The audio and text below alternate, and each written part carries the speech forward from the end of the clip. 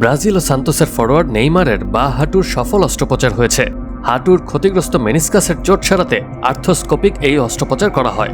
নেইমারের বর্তমান club Santos জানিয়েছে, ব্রাজিল জাতীয় দলের চিকিৎসকেই অস্ত্রোপচারটি করেছেন। এর আগেও একই চিকিৎসক নেইমারের পায়ের হাড় ভাঙা এবং 2023 সালে হওয়া ভয়াবহ এসিএল ছিঁড়ে যাওয়ার অস্ত্রোপচার করেছিলেন।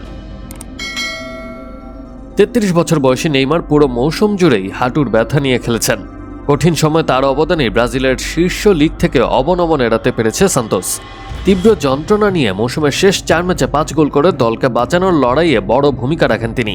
এই অস্ত্রোপচারের ফলে 2026 বিশ্বকাপের জন্য ব্রাজিল কোচ কার্লো আনচেলত্তির পরিকল্পনায় ফেরার আশা জেগেছে নেইমারের।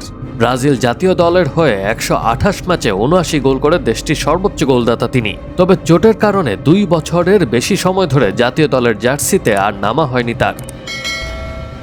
গত জানুয়ারিতে শৈশবের ক্লাব সান্তোসে ফেরেন নেইমার। এর আগে সৌদি প্রো লিগের ক্লাব আল হিলালে 1.5 বছরের বেশি সময় মাত্র 7টি ম্যাচ খেলতে পেরেছিলেন তিনি। ইনজুরি আর পুনর্বাসনের মধ্যেই কেটেছে সেই সময়।